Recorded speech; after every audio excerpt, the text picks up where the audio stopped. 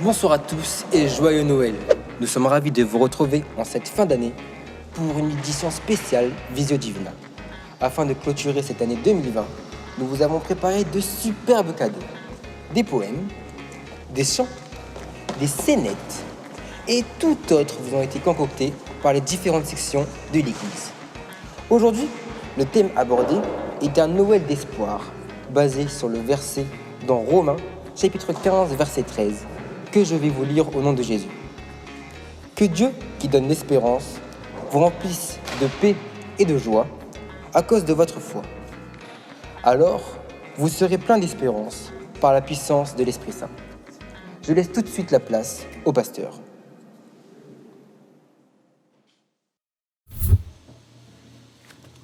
Chers paroissiens, chers téléspectateurs, bonsoir, bonjour, selon l'heure de visionnage de cette émission Visio Divina spéciale Noël.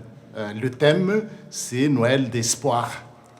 Selon le verset de l'apôtre Paul aux Romains, chapitre 15, verset 13, que le Dieu de l'espérance vous remplisse de toute joie et de toute paix dans la foi, pour que vous abondiez en espérance par la puissance du Saint-Esprit. C'est vrai, en ce moment, nous traversons un moment très difficile. Nous traversons une crise sans précédent. Jamais on n'a porté des masques comme ça en période de Noël. Mais en tant que chrétiens, nous avons une espérance à porter, un espoir à partager. Et tel est le thème de cette émission Visio Divina spéciale Noël. On traverse, j'ai dit, une période très difficile. Je ne sais pas si vous avez déjà entendu le terme VICA. V, c'est volatile. I, c'est instable. C, c'est complexe. A, c'est ambigu. Et ce qui reflète bien notre environnement en ce moment. Mais une chose est sûre, c'est que Dieu nous rejoint là où nous sommes, là où nous en sommes. Et c'est le message même de Noël. Je me rappelle bien, dans Romains 8, l'apôtre Paul nous dit « Rien ne nous séparera de l'amour de Dieu manifesté en Jésus-Christ ». Et Noël, qu'est-ce que c'est? C'est vraiment la concrétisation de cette promesse de Dieu, que Dieu nous rejoint. Dieu épouse l'humanité. Et il veut vivre avec nous, il veut habiter avec nous. Donc, je vous souhaite à tous et à toutes joyeux Noël, plein d'espoir en Jésus-Christ. Bonne fête.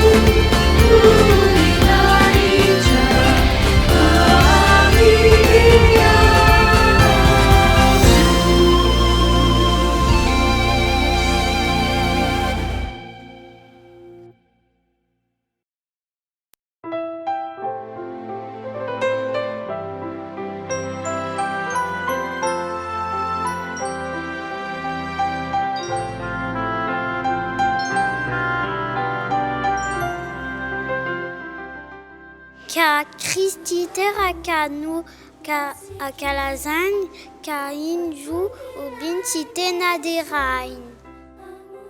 Resa de sos nu midi naiti roani mi santo kadi mi fali. Is nu nandozen ni fiadan izau sianau mba utunga zanan.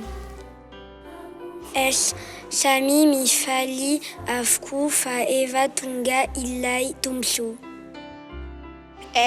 Ma talant rirai isan fitatananau tina falsei kaf soranuato.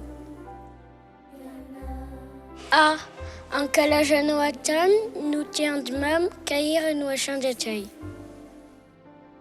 Es samba sanara tamini na pidianau nizanakau ufamuze niza tutulizau. Izao nu ambaranei rirei. Vunina inchawanau ari fiadana nawanei.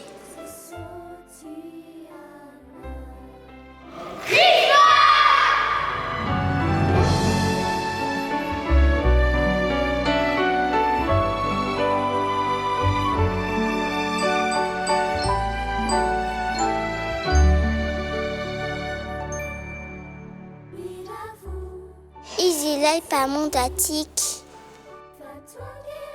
Manatuna keichin. Avia nanjacha zizau. Panuta tinarin. Umber nuzaani. Nje fatini zausianau. Hanecha nu nealani. Okfal sisarik.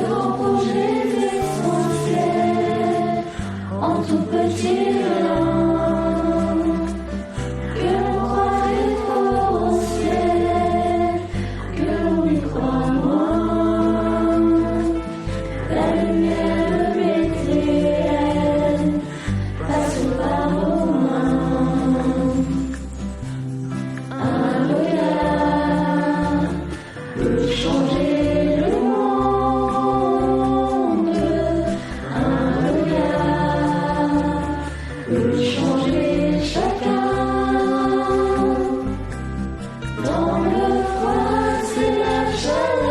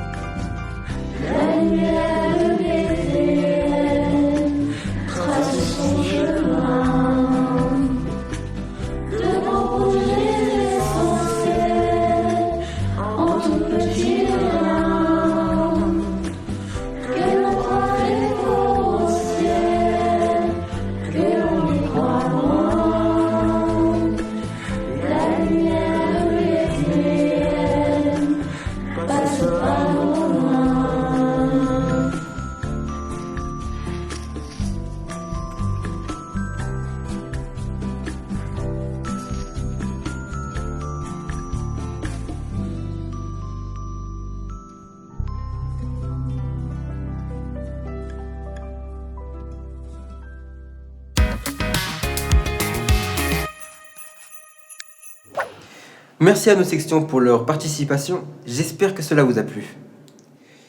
Nous sommes désormais en compagnie de Joël sur le plateau. Bonjour Joël, j'espère que vous allez bien. En parlant d'espoir, comment vous avez vécu cette année 2020 malgré les conditions sanitaires, notamment pour l'acquisition de votre église? Salut TJ. Alors moi personnellement, cette année 2020, comment je l'ai vécu? Alors franchement, c'était une année remplie de surprises, notamment à cause du Covid. On a raté des cours et tout, mais grâce à Dieu, on a pu avoir notre nouvelle église du coup, et franchement, je retiens que le côté positif. Et voilà. D'accord. Merci Joël pour votre réponse. Nous allons donc passer maintenant au deuxième lot de cadeaux. Nous allons découvrir cela ensemble maintenant. À tout de suite.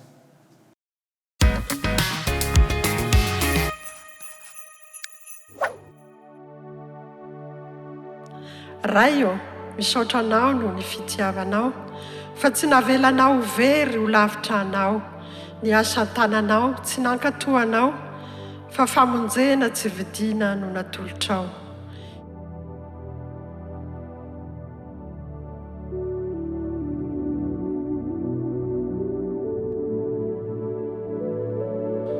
Indro faniposaka ny mazava lehibe, hanafaka ny olona ao anaty aizim-be. Tonga ho antsika nateraka ho zazalahy no nomena zaza tena manandaza. Mitondra fiadanana izy, azy koa ny fanapahana, ny anarany aza moa dia atao hoe mahagaga.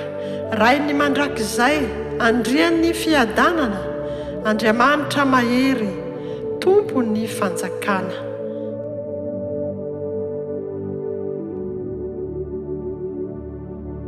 Rabary Maria fa ianao dia nasoavina, fa tao anatiny maro ianao no nofidiana.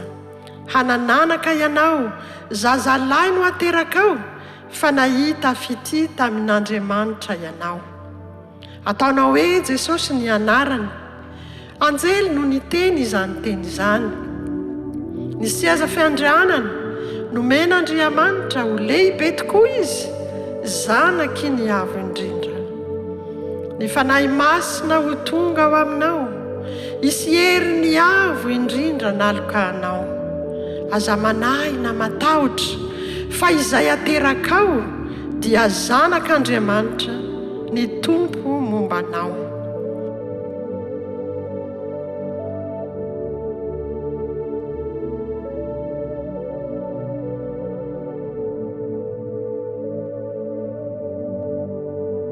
Elizabeta havanao na dia efa antitra aza, mitoejaza koa satria ny teny rehetra ataon'Andriamanitra dia tsy maintsy to, fa izy rery ihany no any mahalala izay mahasoa. nisy mpiandry ondry tamin'iny alin'iny nahita anjely ny tompo ny joro teo anilany raiky tahotra izy ireo fa ny voninahitra Andriamanitra dia nanodidina azy sady kiona ny elatrelatra.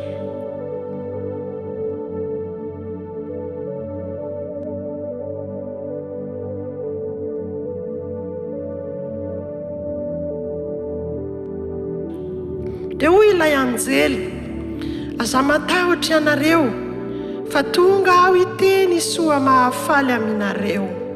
Ao an-tanànan'i Davida misy fifaliana lehibe fa teraka aho ny mpamonjy hanavitr'olo marobe.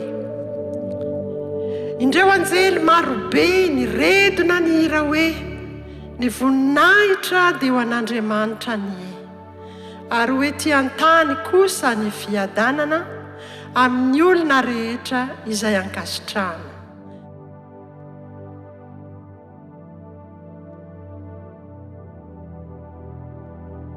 Dia nandeha ny mpiandry ondry ka nahita zazakely voahodidiny dambanjaza toa miendrika anjely. Safinonika ko izany ny hafaliany ka dia lasa feno hery sady vonina hanambara sy tantara ny fitiavan'Andriamanitra n'izao tontolo izao, fa efa tonga ny mpamonjy hanafaka azy ianao. Jesosy Tompo Emmanuela te onina amintsika, te ny tonga nofo, izy no Andriamanitsika.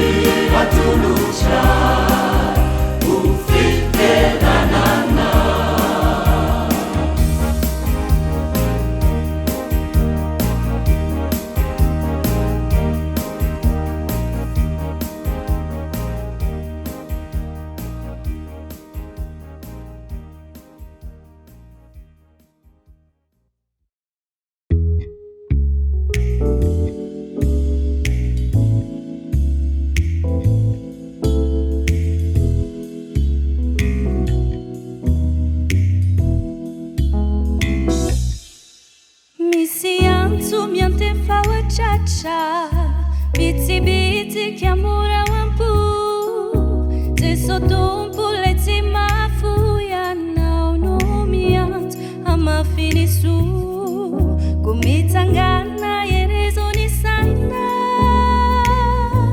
turi ule fiti, ataftunga no flezi sotumpu na.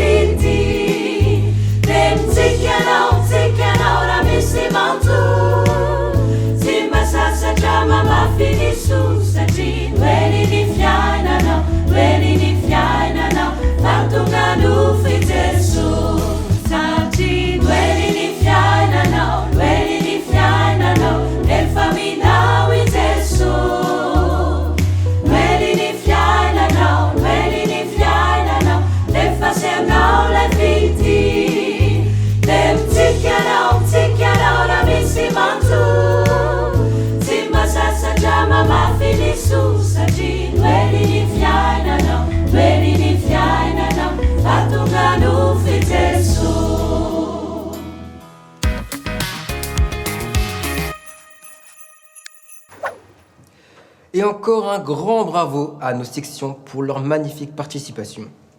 Nous allons maintenant vous faire découvrir un petit peu de cette nouvelle église qui nous accueille. Nous sommes actuellement connectés avec Coach Johan en duplex. Coach Johan, est-ce que tu me reçois?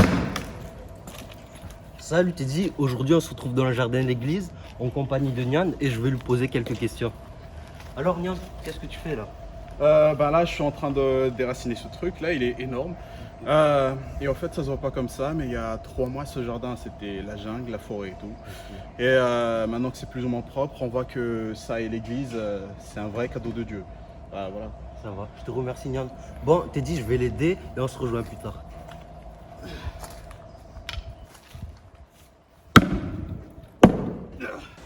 Merci Coach Johan pour ce duplex en immersion dans les travaux.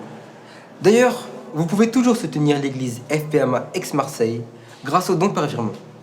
Nous arrivons bientôt au terme de notre émission et nous continuons avec notre 3e et dernier lot de cadeaux, une superbe scénette qui rappelle l'amour de Dieu.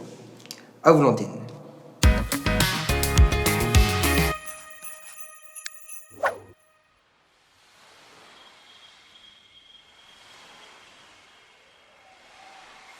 Noforon'Andriamanitra ny zanak'olombelona nomeny aina mba ho velona izy.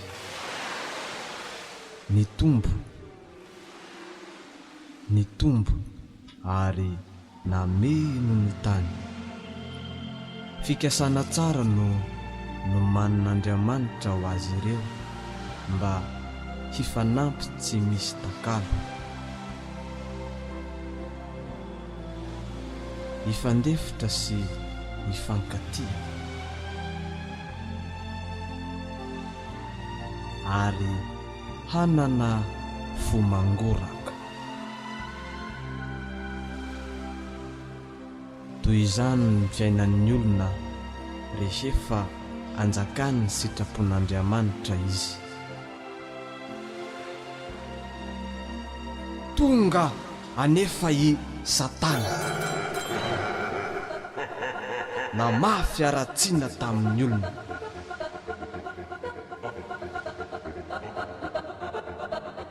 Niova ny toetran'ny olona ka nanjary pilatambiny, tsy mifandefitra, tsy mifankatia, fiadiana, fifandirana, feno fialonana.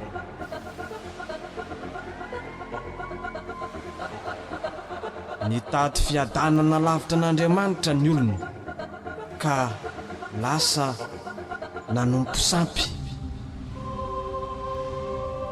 Nanaonao foana ary dia tsy nanana fomangoraka.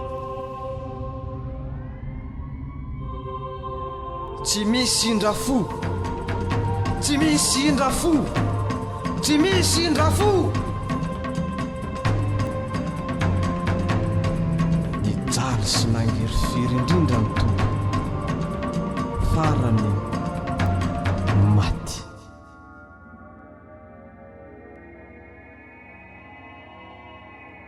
Vita ny famonjena. Faly dia faly Satana. Nihevitra izy fa azy izao rehetra izao ka azo ny anjakana. Nitsangana nefa ny tompo. Nitsangana ny tompo ary velona. Resy Satana.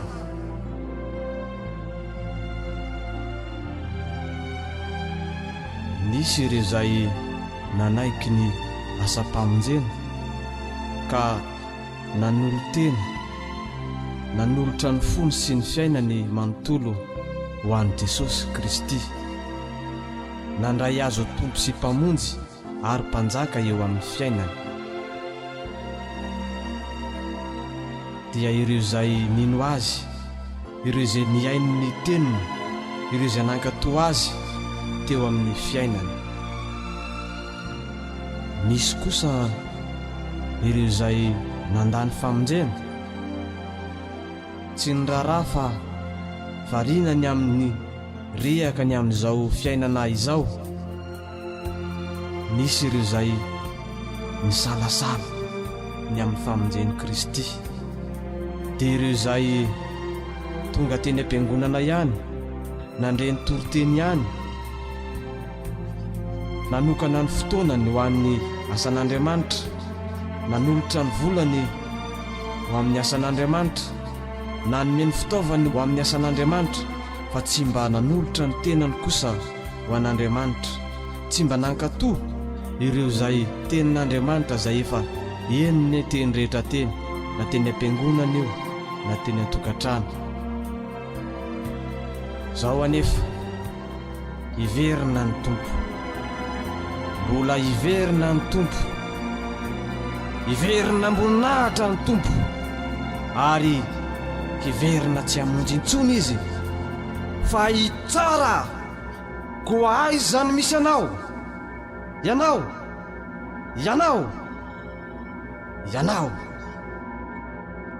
Moa ho isan'ireo izay voavonjo ve? Sa ho isan'ireo izay ho very?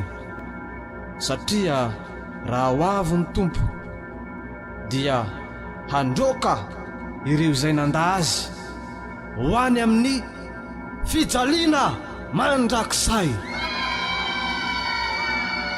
ary handray kosa ireo izay nanaiky azy hiara-mandova aminy ny fanjakan'Andriamanitra, hiara-mifaly aminy ao amin'ilay fiainan-tsambatra maharitra mandrakizay.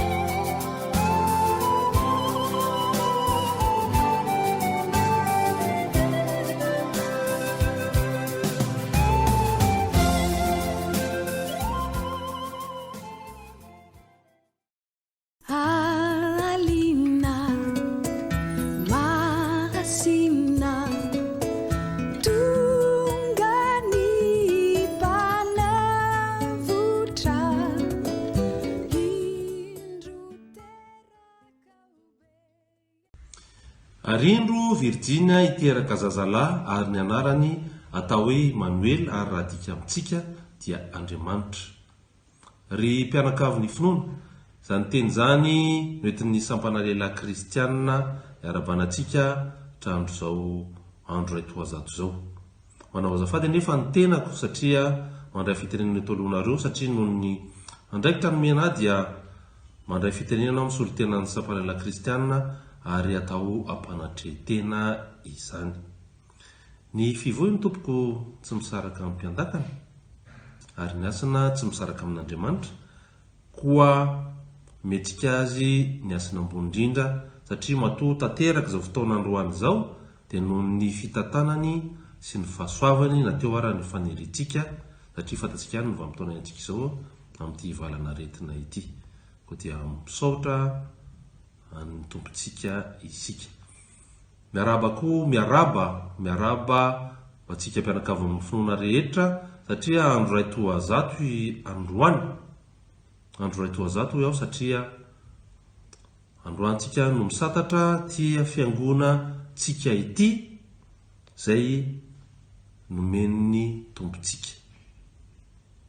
Ka ny firariana izany dengany iroborobo ny fiangonantsika ho mendrika ny fitiavana sy ny fahasoavana sy fatokisana omen'ny tompontsika isika.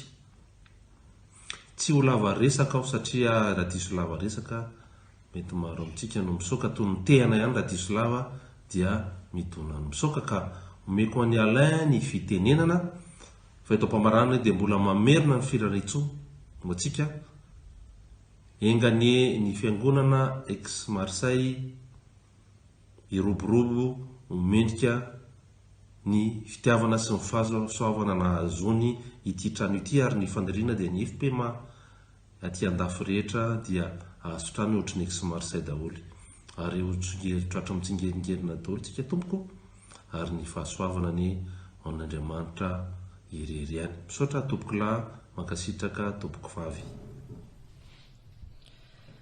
Ry havana malala amin'ny tompo, isaora ny toka nanome ny fitenenana ary koa nanolotra ny fiarabana sy ny firarintso ho antsika.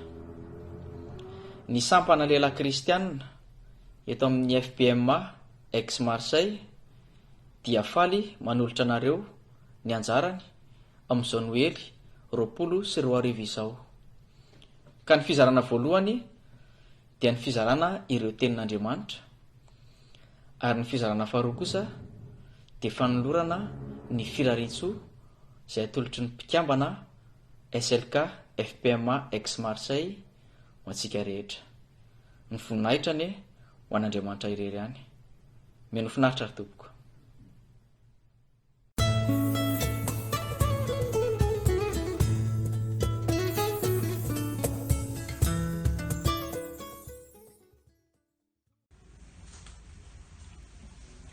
Indro ny Virginia ito ijaza ka iteraka zazalahy ary ny anarany nataon'ny olona hoe Emmanuel.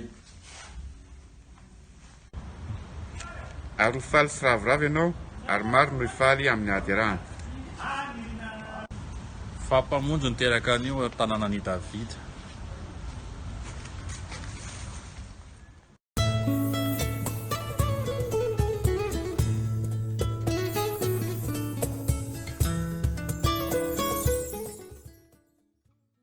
Raso rehetra antsika rehetra dia tratry ny Krismasy sy ny taom-baovao koa zany dia misaotra antsika rehetra.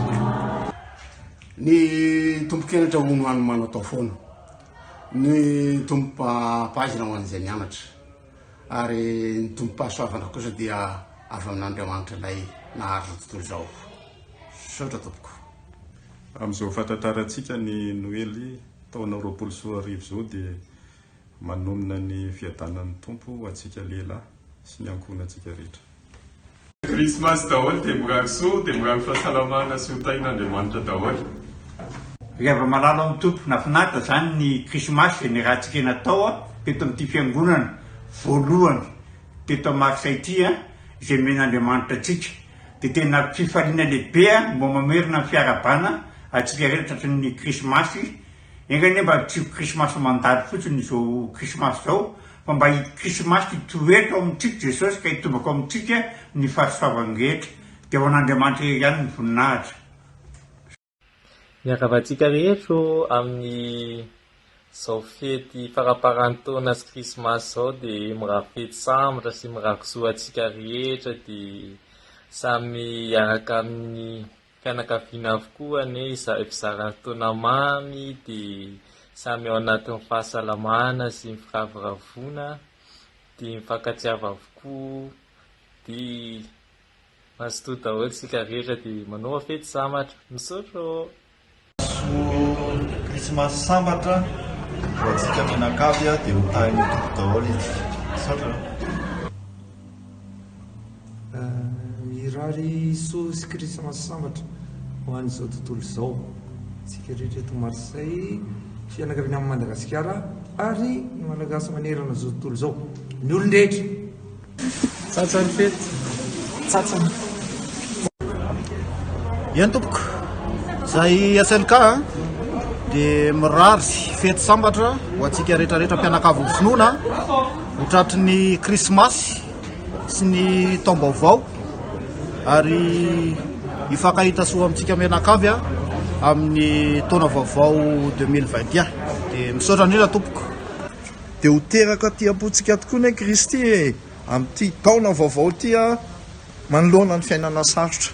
Tsara daholo io. Dia mirary soa antsika rehetra dia mirary taona vaovao dia mirary fiadanana avy amin'ny tompo. Fiadanana ho anao dia mirary fety sambatra ho anao sahady dia ny Noely 2024 amin'ny fiadanana dia ny taom-baovao 2024 amin'ny feny fifaliana dia mbola mirary fiadanana hatrany.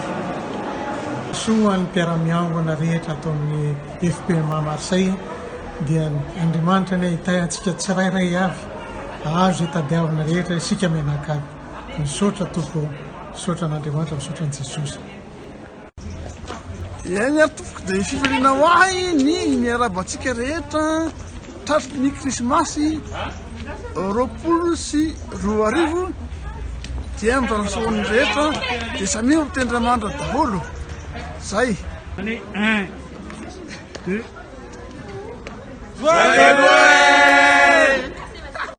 Mirary fety sambatra ho antsika rehetra ary mirary fahasalamana ho an'ny rehetra. Dia faly manolotra ny firarian-tsoa sy ny arahaba ho antsika mpianakavy amin'ny tompo ny tenako.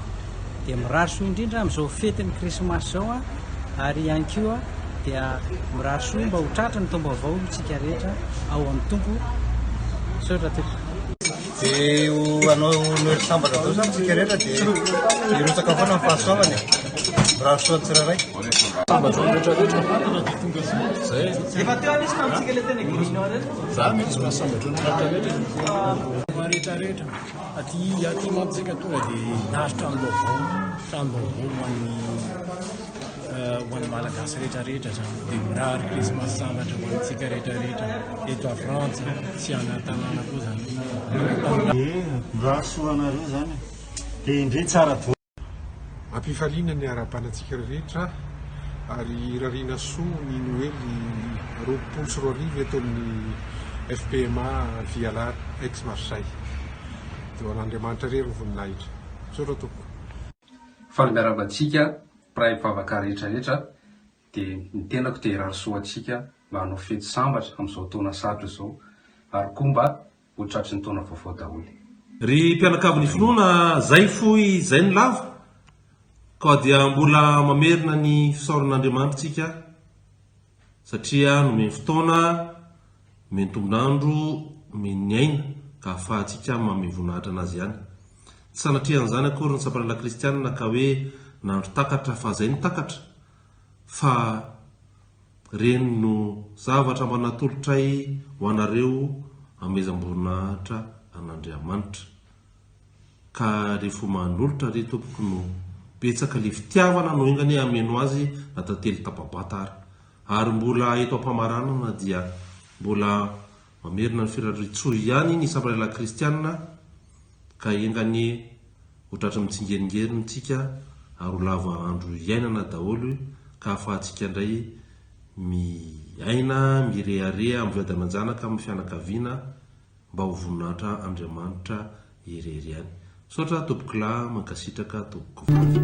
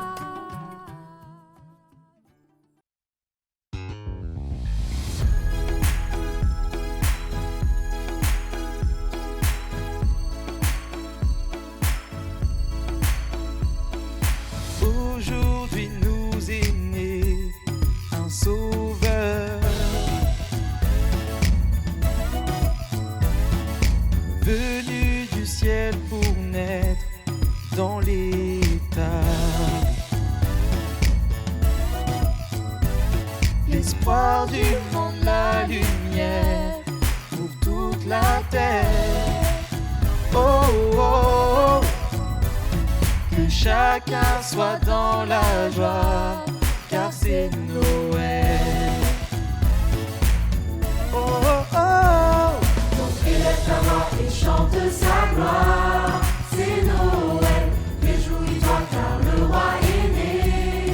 C'est Noël, pousse un cri de joie.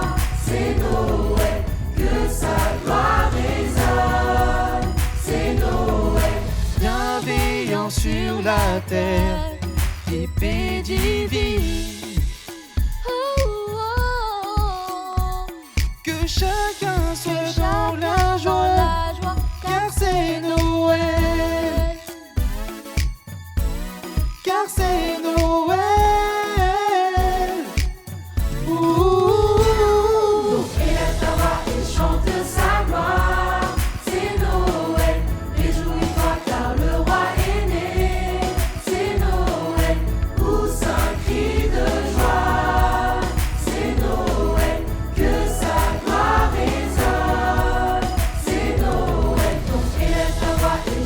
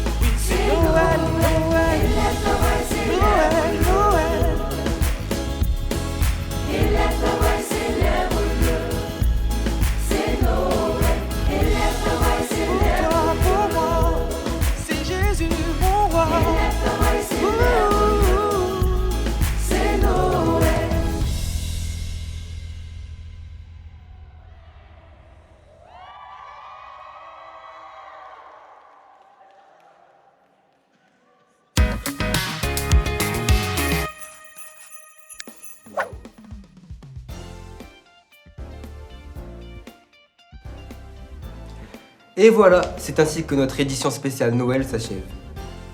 Comme vous avez pu le remarquer, toutes nos sections ont voulu participer et partager un message d'amour et d'espoir malgré les conditions sanitaires actuelles. Mais n'oublions pas le vrai cadeau, qui est Jésus, notre Messie, qui est né pour toi, pour moi et pour nous tous en ce jour de Noël. Sur ce, toute la team vidéo vous souhaite un joyeux Noël et une bonne fin d'année. Prenez soin de vous et de vos proches. Que Dieu vous bénisse et à très bientôt.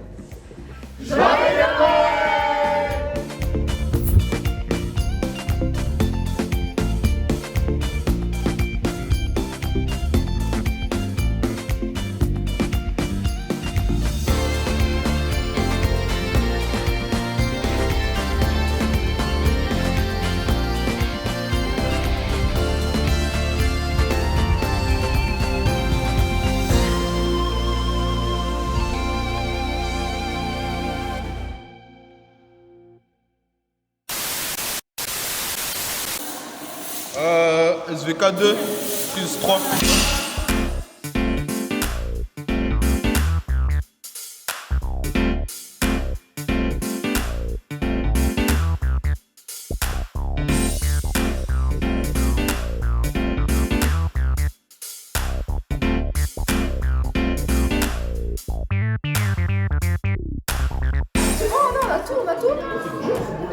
Est-ce qu'on a tout? On a tout. Attendez, on va revérifier. Alors, le retour du plex. Stop. On l'a. On a le début, oui. Sans plus tarder, on a dit qu'on faisait pas. C'est fini pour les tournages VD, alors on va ranger. Et voilà, merci à toutes et à tous d'avoir regardé cet épisode. C'est spécial, c'était dur à faire. C'était super dur à faire. Je répète, c'était dur à faire. Mais voilà, grâce à Dieu, on l'a fait. Voilà. Ça y est, tu es passé à la télé. Je veux faire quand il se met debout, je veux être comme ça, comme ça je passe à la télé. Ok, d'accord, mais ça y est, tu vas passer à la télé là. Ouais, C'est quoi ton rôle? Je tiens la carte son. Ok. Quel rôle très important. Voilà, on a un perchman, on a un câbleman et on a un Macman. Macwoman. Macwoman. Voilà. Tu dis pas, c'est bien. Seb, j'ai rien. Nous avons une nouvelle recrue. Ouais. C'est bon.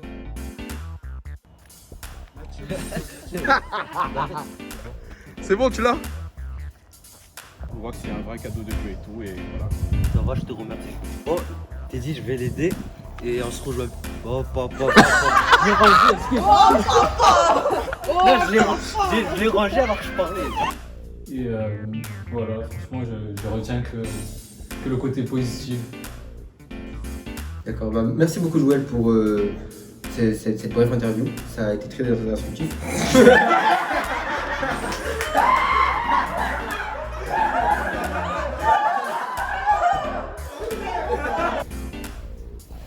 Salut TJ. Bah moi personnellement cette année 2020, comment je l'ai vécu? Non.